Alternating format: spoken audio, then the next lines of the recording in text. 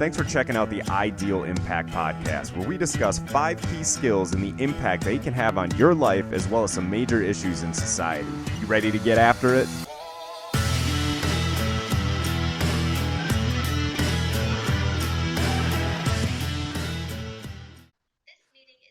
We're live.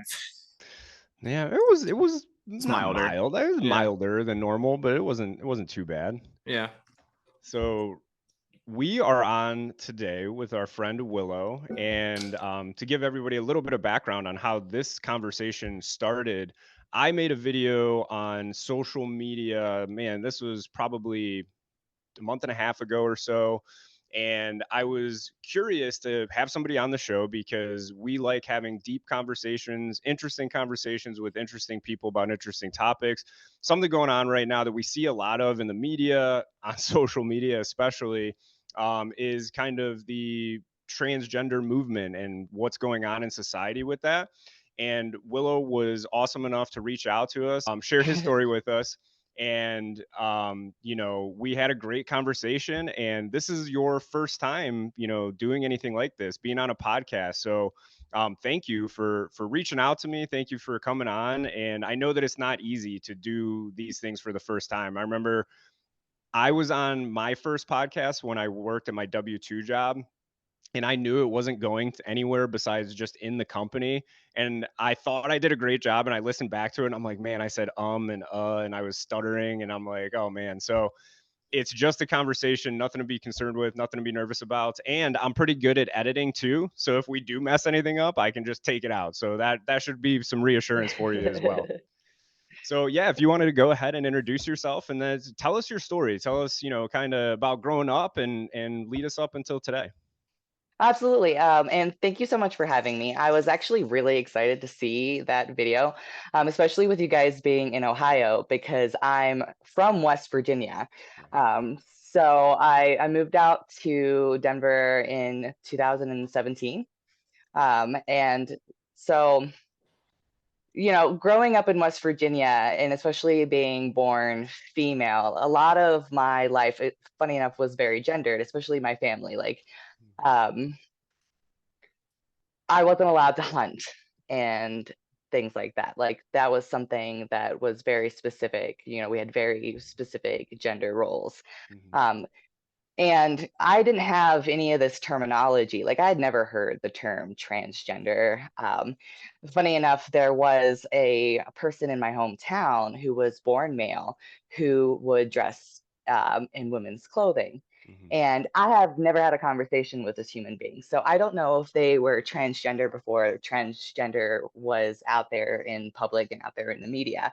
But I have this memory of being a kid and my mom specifically showing me this person and specifically saying to me, this person was born male, but when you see them out in a dress, call them she. Mm-hmm. And this person is valid, just like you and I. So I was lucky enough to have a mother who was very much about love is love. Everyone is equal, and it doesn't matter what you were coming from. But despite that, it still took me a really, really long time to accept who I was as a human being. Because still, I grew up in church and I grew up with these concepts of man and woman and what those definitions very much were. So it took me quite a journey to get to where I am now. Part of that journey, I actually have a lot of other transgender individuals in my life. So I think it was kind of this interesting happenstance, um, if you want to call it that, that when I was in high school, I started dating someone. They ended up being my high school sweetheart. We got married. But part of why we kind of complemented each other was because I brought very masculine qualities and they brought very feminine qualities, even though they were born male and I was born female. So my introduction to being transgender was actually through my ex-wife. who started transitioning first.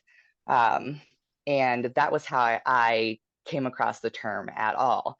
And I remember when I first heard this term and first got told that the person that I was with, who at the time I had known as male, we'd been together for a very long time at that point, wanted to be a female. I remember being very, very, like, it took me a long time to process that.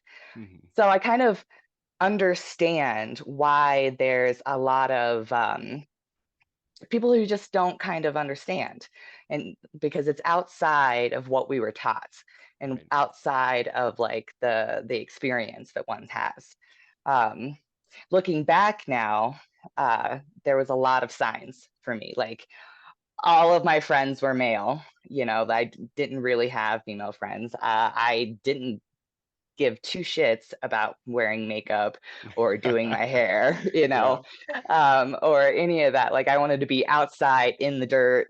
Um, I begged my uncles to take me hunting. I mean, like, literally begged. I wanted to be a part of that. Mm-hmm. I wanted to do, what the boys did. Um, and I, so, I have a quick question there that you say yeah. that. So something that I've heard other people say and I've thought about myself.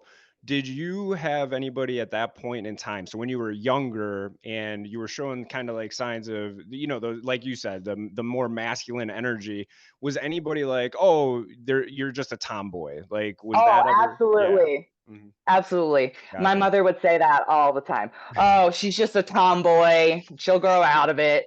Um, I used to actually, my cousins, my female cousins would actually try to teach me how to be a girl, like, all the time.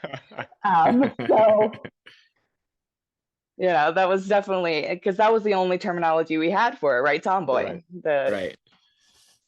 Yeah, no, that makes sense. Yeah. And so, and you also mentioned that you grew up in the church. Like, was that now, like, once you made the decision, and I mean, if I'm saying that wrong, but like, once you realized that you wanted to transition, were you still a part of the church? And if so, like, how did that go? Because I feel like in the church, and at least from my own experience, is everyone, it's like preached about acceptance and love and all this stuff, but in reality there's a lot of the opposite that comes from religion, and not just Christianity but any religion. There's a lot of judgment that comes with that if somebody isn't living the same values that they do in the church. So, can you share that experience with us, if there was one? so I actually had long kind of given up that aspect of myself, um, because I saw that when I was really young, that there wasn't the level of acceptance that was necessarily supposed to be there. So I had stopped going to church, stopped attending those kind of things when I was like 12 or 13. And that also that was when a lot of things that I was struggling with started happening too, because that's when, you really, puberty is when Mhm. you start to see. Um, and the only experience I've had with that is kind of my family, who, funny enough, I don't remember a lot of them attending church. I remember attending church a lot more than, but holding that against me, as like, well, that's against what God said.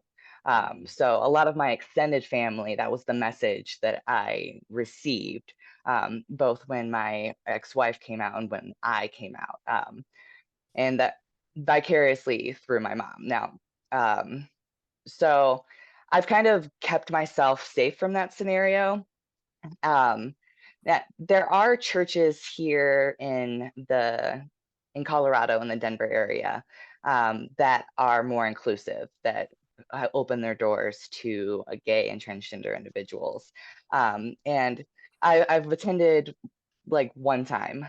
For me, it's still not something that, like, religion itself is not something, spirituality that I get behind, but religion is not something that I delved into. But so I've gotten it vicariously, like, through my family, of this message still, that, like, that's outside of, Mhm. Mhm. um, God's word. Yeah, yeah, and that's Randy, sorry, go ahead. I was gonna ask, like, how long ago? Like, when did this? Like, when you made the transition, how long ago was it? How old were you when you did this? Okay, so when I officially came out as transgender, that was in 2018. Okay. So It's not too long ago. Yeah, 5 years no, it's ago, really which not. is I have to think because I'm like 2018, that was like last year, and then I'm like crap, it's 2023. Yeah, so five So years it ago. hasn't been that long. Yeah. And so part of my particular journey is I had gastric bypass. So and and I didn't come out until after I left West Virginia. So I had learned the term transgender. I'd supported my ex-wife through her transition. Um, but then we separated and I made the decision to travel and get outside of my home state, which had always been a dream for mine. Um, and it took a lot of the universe kind of like telling me that I wasn't accepting myself before I was able to do so. And I think that was a lot because of the message that there was something wrong with me. And even now, there's this very you see, especially on social media, and even in like what we're seeing with the country and people being so adamant about the opinions on whether or not sharing bathrooms, those kind of things. You get this message that there's something wrong with you, that you're delusional, or there's you're and we've seen that through ages with being queer in general and being gay and Mhm. bisexual and things like that. So I it took me a long time and took a lot of the universe. Like I went traveling, right? So here I am, um at the time female, in my car by myself driving across country. And I ended up at a Girl Scout camp, and at the time, like that, for work. And there was a transgender man that was working there, young, like 17 years old at the time. And he came up to me one day and said, "Oh, by the way, Willow, what are your pronouns?" And up in that till that point, I had never been asked that before. Mhm. And so I kind of quickly answered the way that my brain had always thought, like she. But then I felt this just something inside of me be like, that was wrong. That was the wrong answer. And so I had to really evaluate that. And part of my journey too was because I had had gastric bypass, and like I had this message of the reason why I wasn't comfortable in my body was because I was a large female. Because I will tell you that society doesn't exactly treat large females great either. Right. Uh, um, so but after I lost weight, I still didn't feel comfortable and confident in my body. So that was also a part of my journey, was um, my weight loss surgery kind of allowed me to um, understand more of that disconnect that I had with myself. And I I've had a friend kind of say it like we have um, a lot of experiences, especially growing up in like the South, or growing up and not being able to talk about it, or to have like this idea that you could be different. Um, it takes a lot to understand as an adult, like what you need and who you are as a human, when the conversation hasn't been there before.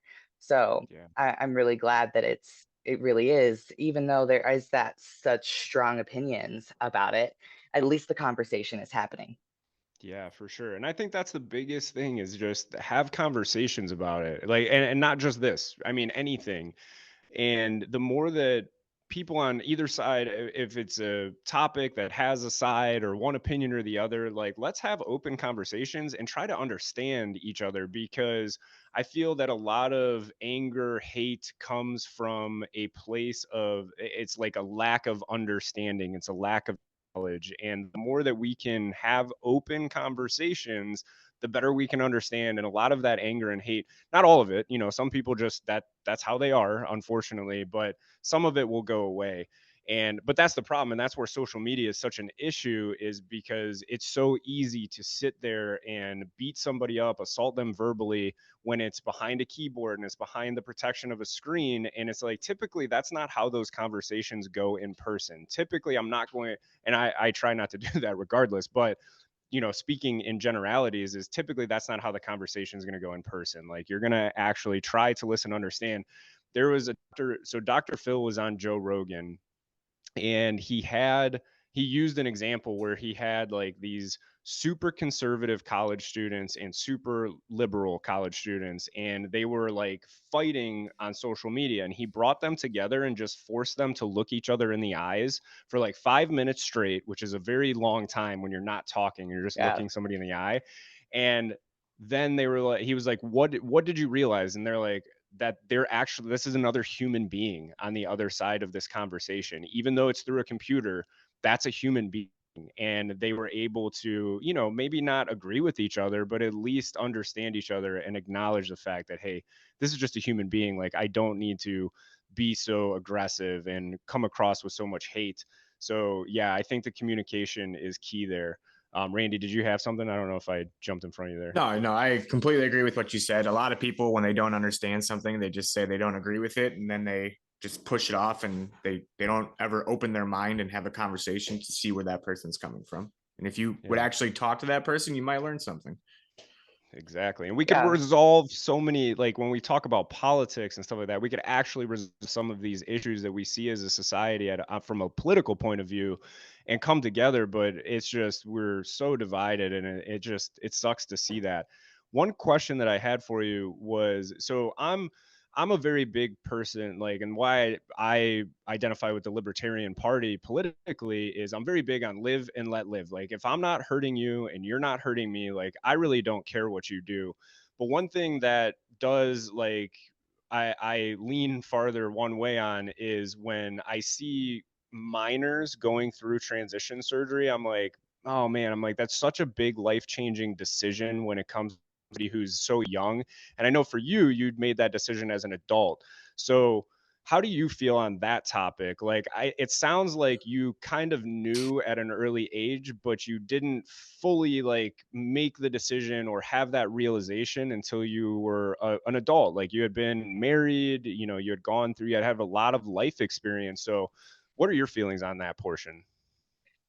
So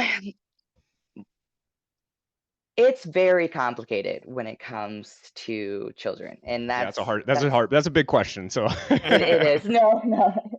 Um, so my thing is that there's not going to be a kid out there who is telling you that they're transgender and not mean it. And I firmly believe that we're born knowing who we are, and it's a little bit of society and like programming, for lack of a better word, that teaches us to be different than that. However, I understand the argument about not making like surgeries are huge. Surgeries themselves are something that I feel like you do need a lot of life experience to understand the gravity of the situation that you're putting yourself through. Um, it, I think that it needs to be a collaborative effort between the parents and the child, because they're going to be the ones that understand their child the most. And we do know that being able to transition and being able to transition um, early is actually really good for mental health. Because imagine, this is how I could get somebody to think about this. Imagine if you ended up yourself, because I assume, and maybe I'm assuming, you identify as male, correct? Yep. And imagine if when you were going through puberty, instead of growing your beard or getting your facial hair and going through those changes that you were expecting, you started going through the changes of the opposite gender. Mhm. Um,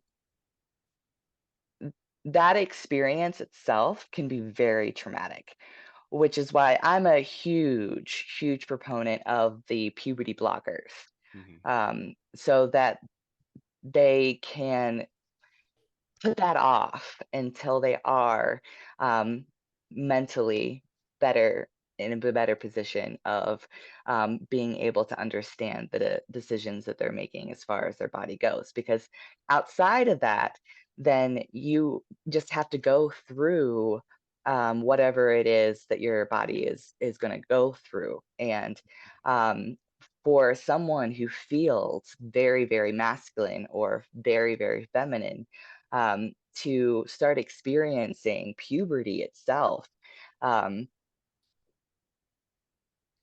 literally is trauma. It like literally is like, Mhm. and those are changes that a lot of times you can't get back. You really can't. Um, and I know that's an argument against, or for some people against, like starting testosterone or starting hormonal treatment when you're young, because those are changes that you can't get back. But that's something that happens regardless, right? Like we all go through puberty. So if someone is incredibly adamant that this is not the puberty that they need to go through, um, their mental health is going to be way more important than the physical changes. Because mental health wise, we a lot of us struggle so hard to just make it through that period of our lives. So many of us that I know have been suicidal, had mental health diagnoses. Just a lot of that experience was very, very, very hard for us. So if you can make the choice to make a kid's life slightly better by just allowing them to do what they're adamant that they need to do, then I say do it. Yeah, Yeah. I like the way that you explain that there. And one thing, so we have a friend Brian who's also on the show with us, but he couldn't make it today. And he and I recorded an episode, so it was just him and I. Randy wasn't able to make that um, show, and we were basically like trying to come up with a scenario where we disagreed with each other, regardless of what the topic was, right? But everything I kept bringing up, I'm like, I know that we agree with this, so I played the role of somebody who thought it was a good idea to allow a minor to transition. And then he was sharing his, and I brought this up. I'm like, well, what? And somebody brought this up to me on social media, and I had never thought about it that way. And they're like, well, what if it saves their life? Like, what if that person is Mhm. suicidal and they truly like will take their life if they can't go through this and become who they feel that they are, right?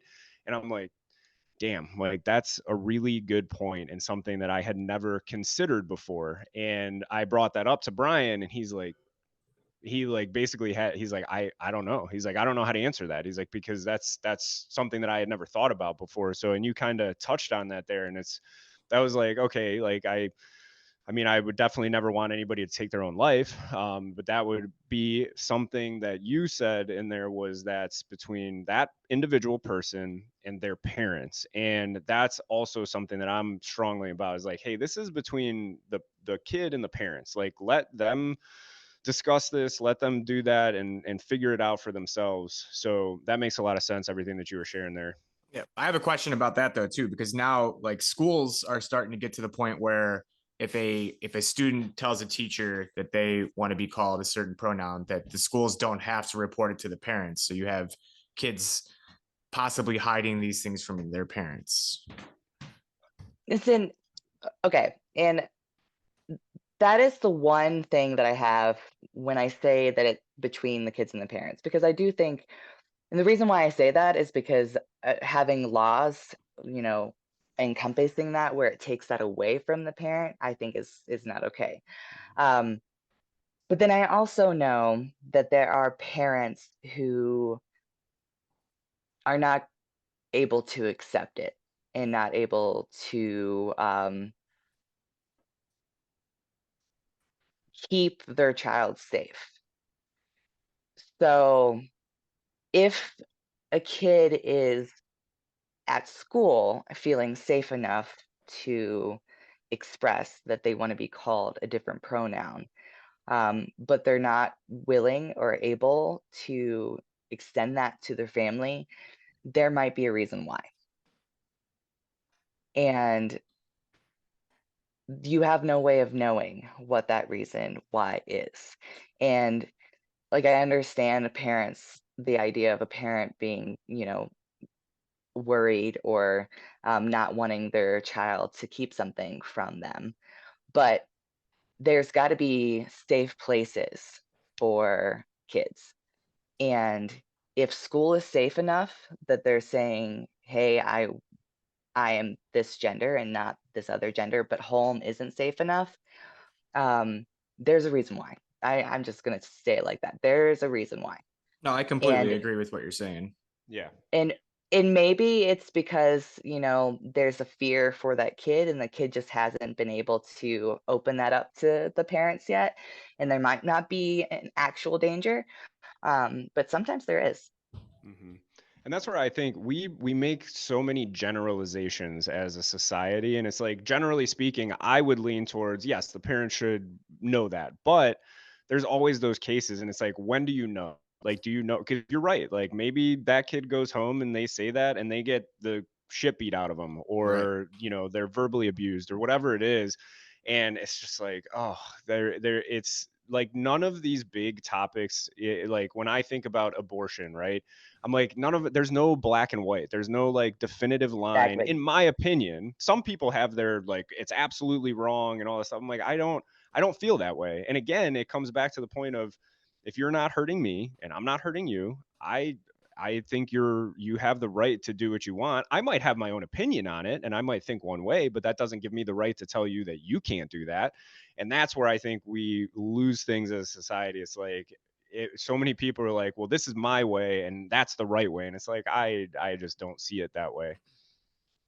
Yeah, you've mentioned mental health quite a few times, and I'm just, in your opinion, I'm just asking for your opinion on this. What could we do better as a nation and a society to help somebody through this process? If like, if someone who wants to transition is coming out and they're saying that this is something they want to do, like what can we do to help them through that? It's a great question. That is a great question. I've actually never been asked that one either. So, like, I'm a teacher and I have students who are going through this. Like, it's happening. So, like, what yes. could I do Okay. in that situation? Well, I tell you what, support in general. So, just having it be valid and something that, like, honestly, not making it weird too, especially for kids. Like, you're not going to want to sit that kid down and ask them a whole lot of questions about like what they're going through or what their experience is. You're going to want to just be like, okay, cool. So I'm going to start using this name, or okay, cool, I'm going to start using these pronouns.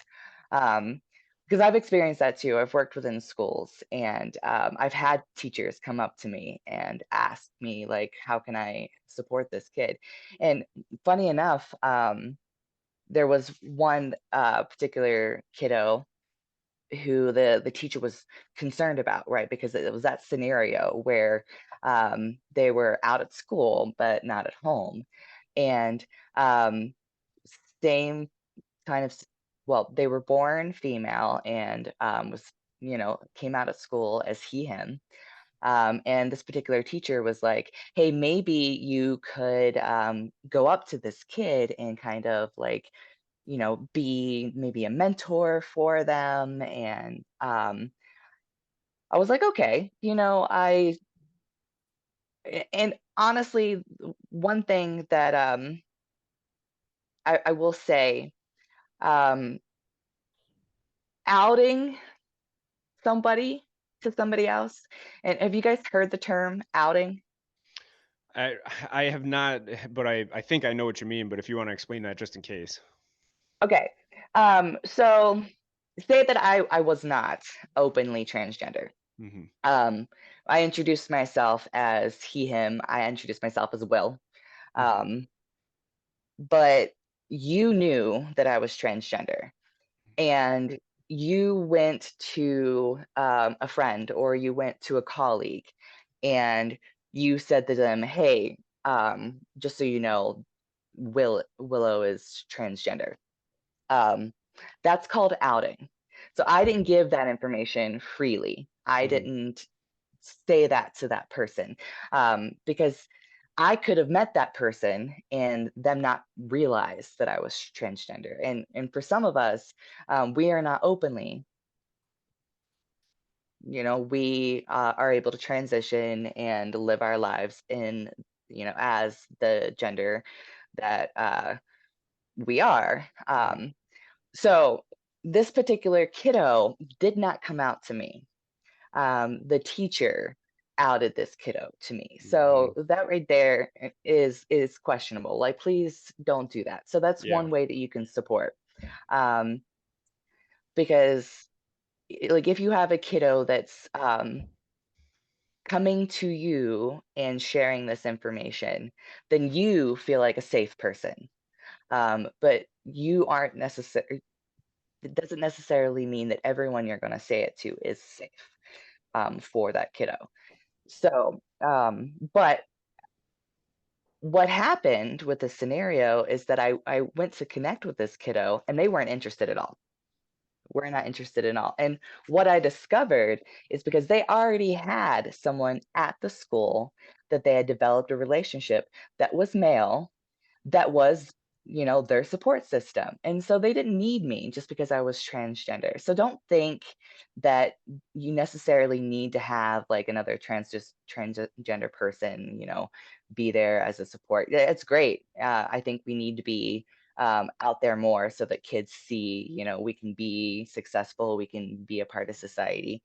But just you being that person that this kid is coming up to and saying, hey, this is who I am, and just accepting it like full heartedly, just like, okay, like literally just, okay, this is who you are.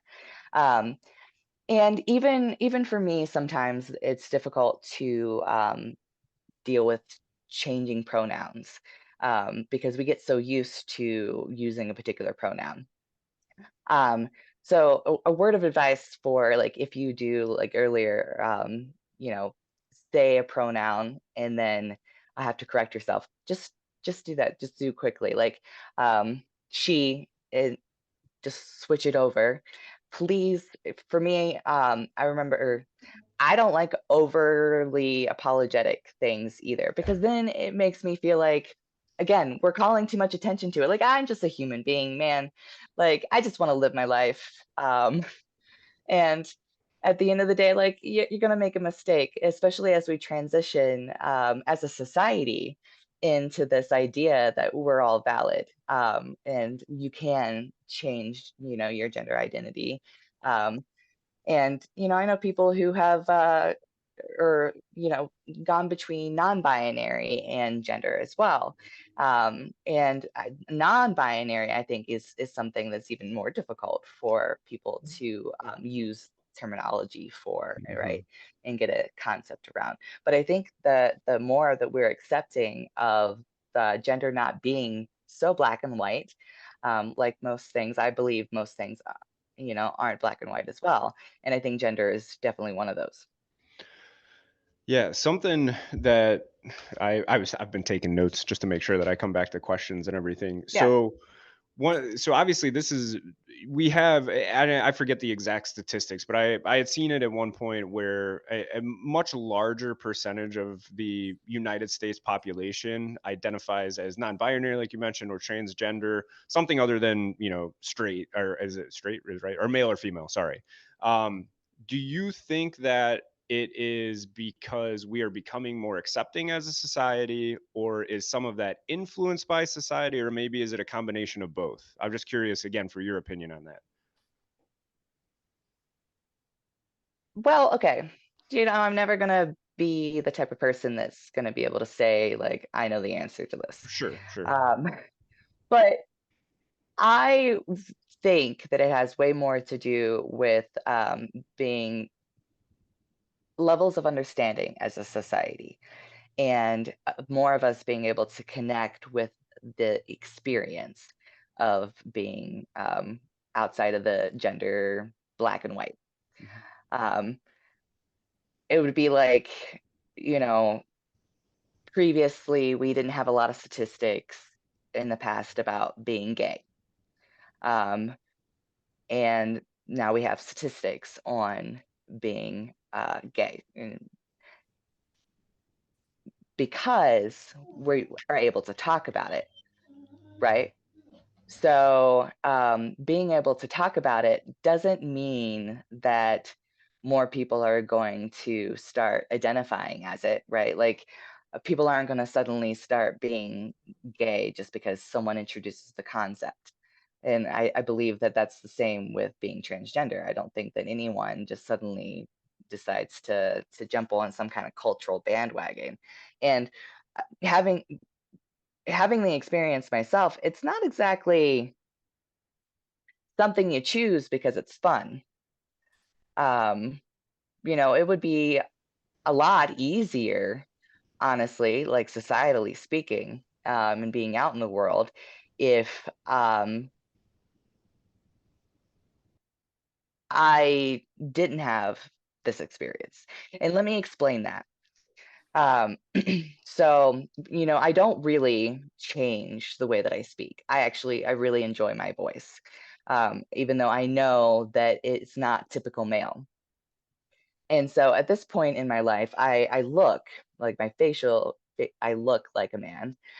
What someone would just, because a lot of people make very snap judgments, right? We make a lot of decisions based on what we can see initially. Um, but then I start speaking, and I get a lot of confused faces. So if and to experience that on like a daily basis, right? Or have to be asked about your gender on a daily basis, that's not something that everyone experiences. Like, not everyone experiences having to explain their existence all the time. Um, so that makes life more difficult. It is. So no one's going to choose to make their life more difficult. They're just not. That was a great point. Absolutely fantastic point. Yeah. And that's exactly why we're having this conversation, is to hear those perspectives and those stories as well. Randy, did you have something there? I'm sorry. Yeah, I mean, I have a few questions. I guess like coming from West Virginia and the relationships that you had growing up, like, do you still have relationships with the people that you grew up with? Like, once you transitioned, did some people back away? Did some people were people okay with it? Like, what was the experience like with that? Actually, the people that I actually connected with, so friends from school, things like that, they're very supportive. Like I haven't had anyone completely cut me off. That's Um, awesome. Even like one of my longtime friends, military man as well, and very um, politically just the opposite of what I am. We have loved our entire friendship just having debates, right? We like doing that, like disagreeing to agree kind of situation, like those different points and sides. Um, and once I came out, like that was something that we did, was we debated the transgender experience and all of these different things. And I all of them, they may not understand, but I don't know if they don't, because no one has cut me off. No one has said like, "Oh, this is too much for me," aside from my extended family. But I personally, I kept myself away from that, um, because I kind of already knew that a lot of my life choices up until that point, like they disagreed with me leaving the church and things like that, so when I was very young, so I'd already kind of distanced myself from that particular group of people, just knowing. But I had a lot of people that I grew up with, a lot of people from high school and things like that. They just accepted it. That's awesome. Yeah, that's very awesome. I have one last question, and then Randy, if you have anything else, or Will, if you have anything you wanted to share too. But so something that Randy and Brian and I have discussed previously is kind of like what it means to be a man in society. So for you personally, and again, this is just your opinion, your thoughts in your own words, what does it mean to be a man to you? And another big You, complicated question. you know what? You know what's funny about that question is that I actually thought about asking you that, what it means for you to be a man. Because honestly, I want to hear your answer first, if you don't mind. Yeah, absolutely. Randy, do you want to go first? You want me to? Go ahead, Kyle. I'll let you go first. Yeah. This is a hard one, right? Because I think that from a traditional definition standpoint, things have changed over time, right? You've heard that. I mean, there's the funny joke. Was it in The Big Lebowski? Sorry, have you seen The Big Yes. Lebowski, the movie? You're right. He's like, well, that and balls or something like that, right? So, like we could joke around and say that it's a physiology thing. But for me, honestly, I think the biggest thing, again, in my perspective, to be a man is to be somebody that is going to protect my family. So I maybe look at it almost as a um, primal type thing where, and not saying that females can't do that too. So if we look at it from a different perspective, if we look at a male and a female from like lions, right? The females are the ones hunting, the females are really the ones doing some of the more masculine things that my dryer is so loud, if you guys heard that. It's so loud. And my neighbor decided to cut his grass for the first time in a month right now, so of course. But yeah, I mean, I guess in my most basic thing, that's going to be somebody who stands up, not just protects a family, protects people in general. Like when I think about the movie American Sniper and Chris Kyle's story, the sheepdog, right? That's not somebody that's going to prey on other people. It's not somebody who's going to curl up in a ball when shit hits the fan. It's the people, it's a man that is going to stand up and protect that. And again, I'm not saying that it is strictly a masculine thing. There are plenty of women out there that can do that same thing, but that's the first thing that comes to my mind when I think of that is a protector, a provider. Again, not strictly a male thing, but again, those are the things that come to my head first. Yeah, I would say my definition of the like I don't have an exact definition, and I feel like the way I was raised and what I believe now are significantly different because you have single moms out there who are playing both roles. They're playing the male role and they're playing the female role. And like Brian, like he's a single dad right now and he's playing both roles. You got to have both. You can't just be one or the other. So for me, like I understand what Kyle's saying with the protect your flock and you want to protect your family, but for me, like there's a difference between being a man and being a good man. And Oh, I believe, absolutely. yeah, it's a huge difference. And I think it's just, I just want to be accepting. I want to be there for my kids, no matter what it is. And just like, I don't have an exact definition, I guess, of what being a man is. It's just be a good person, male or female, whatever that is, be accepting, be there for people, be understanding. If you disagree, you can still be respectful. Like to me, those are important qualities in any gender. Yeah.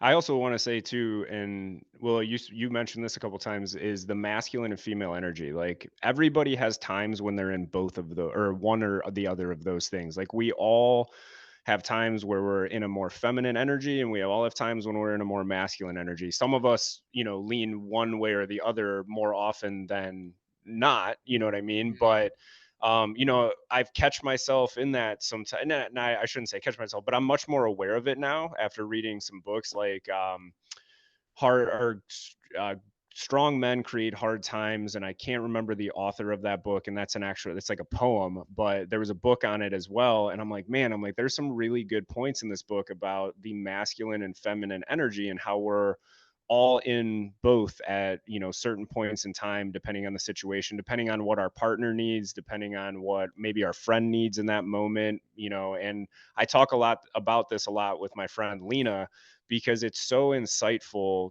to know when you're in either one or when you need to be in either one for the people around you as well. So I know those aren't exact definitions of what that is, but I was just sharing the first things that come to my mind when I think of that. I think it's funny that you said that, because I think like there's times where I'm like, let's go out and shoot guns and watch movies where they blow shit up. And like, I tell my kids sometimes like, hey, just suck it up. You're not injured.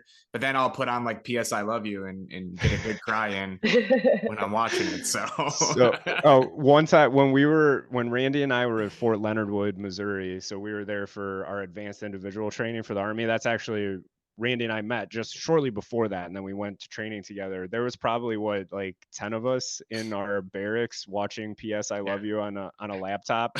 So you had like 10 Army dudes there for training watching PS I Love You, and it's such a good movie. And actually, it is, right? So yeah. before we switch it back over to you, so I have a question for both of you: The Notebook or PS I Love You? Which one's better? Oh, PS I Love You. Yeah, I mean, I'm a Gerard Butler fan, so I'm a Ryan Gosling guy, and Rachel McAdams. Like, I love Rachel McAdams in that movie. PS I Love You is fantastic, but I just something about the dynamic between Rachel McAdams and Ryan Gosling in that movie is just those incredible. are completely different movies, man. One was where someone dies and they're trying to move on, and the other one, both love stories. You pipe down.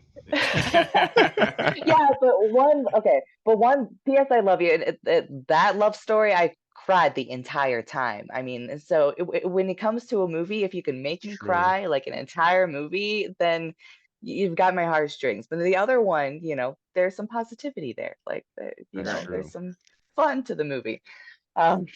At the end of The Notebook, though, when they die together, I cry. Like, I cry a lot almost every time I watch that part. But the two movies that have made me cry harder than any other, when I was a kid, Terminator 2, at the very end when he goes into like the molten metal and he's giving the thumbs up, I cry at that part. Oh, and then I love that. Yeah, and then Marley and Me. I cried that like one's a a sad one. little kid when I saw that movie. I've never watched it again. I saw it in the theaters and I was like, I'm never watching that movie again. It was the saddest thing I've ever seen. But anyway, so back to we tend to get sidetracked a lot. Yeah, that was our tangent. I love it. No. Yeah. So would you be open to sharing your perspective on that question?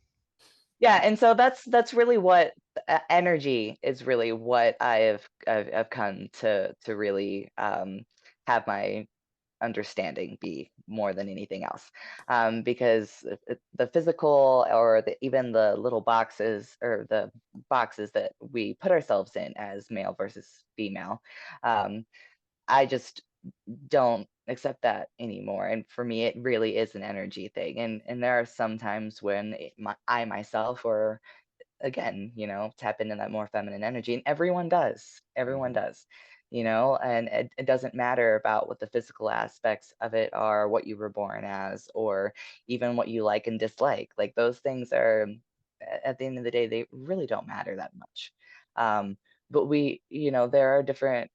there are more masculine things, like, and I agree with you, like being that stand up and protect your family, or where the more feminine energy comes in, being that mothering, the soother, that aspect. And so for those of us who identify on that more masculine energy, that's what makes us more masculine. That's what makes us more male. And so it's, you can think of it like a spectrum, and that spectrum can move as well, like depending on the situation that you're in, depending on what you need to do, and how you're needing to show up in this world. So energy is definitely where my definition of it comes from.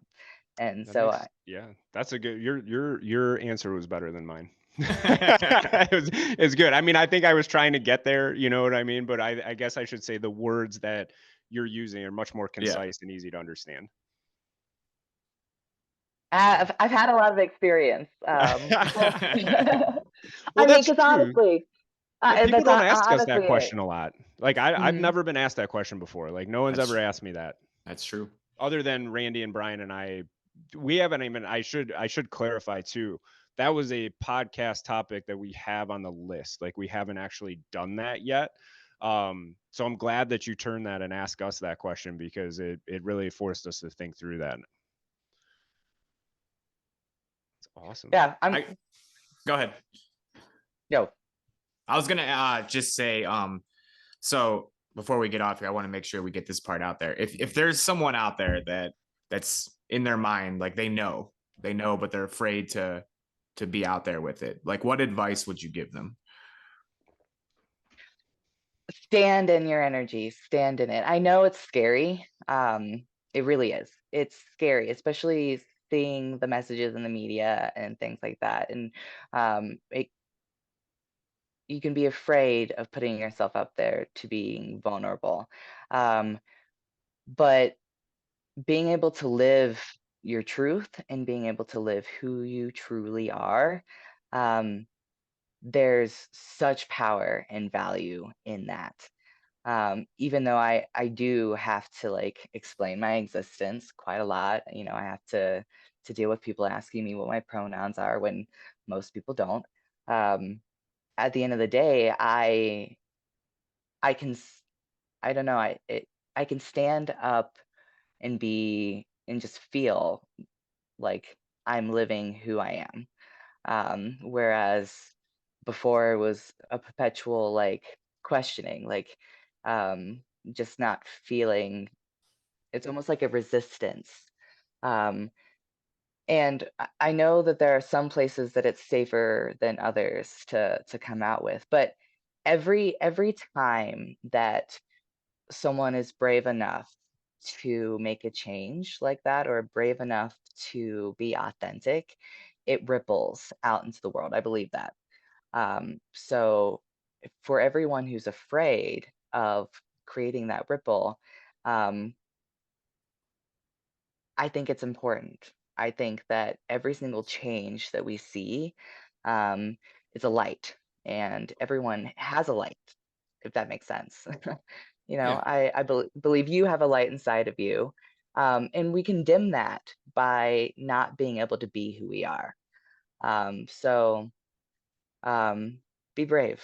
It's worth it. I like that I love advice. that. Yeah. And I think that's good advice for anybody. Like, no matter what you're going through, that's something that I've experienced myself as of recently. It was like I never really knew who I was. And I really had to tap into that authenticity that you mentioned.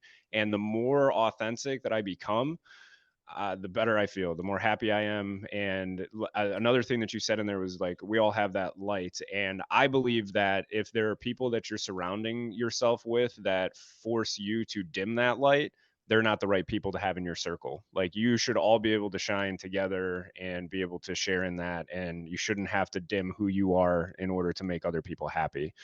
So Agreed. I like that. Agreed. And that's another thing too that can be kind of scary is that you asked me if like people fell away and things like that. So at the end of the day, I believe that anyone who's not a part of my life, that's okay. Um, and if they were to have left, like, and it can be scary to think that you're going to be left alone. But because the good thing about social media is like this, you know, while it can be very disconnecting, it can be connecting as well. You can find you're not alone. And just because maybe who you're surrounded with at this particular moment is trying, you know, is not able to see your light and value it, doesn't mean there aren't people out there who will. I absolutely love that. So we're coming up against this, so it's almost 12:30 here. So Randy, anything else that you had? I appreciate you coming on and talking with us and just having this conversation because I mean I Yeah. learned a lot just through the hour we sat here and talked. Yeah, absolutely incredible. Yeah, thank you so much for coming on. You know, and maybe maybe there's another time we could do this again, but I just like I can't thank you enough, and thank you for being your authentic self. Thank you for coming on and being so open and sharing your story. We absolutely appreciate it.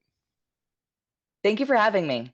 I've really enjoyed it. And yeah, anytime we can keep it going. Awesome. Absolutely. Randy? Bye. Hey everybody, if you liked what you heard today, please check us out on Instagram, Facebook, LinkedIn, and Twitter. And don't forget to head to Eventbrite and grab one of the 10 tickets available for our monthly Ideal Connect call.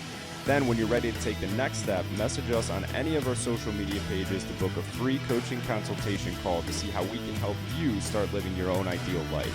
Thanks again for all of your love and support, and always remember, you have everything you need to achieve success. It's just a matter of believing.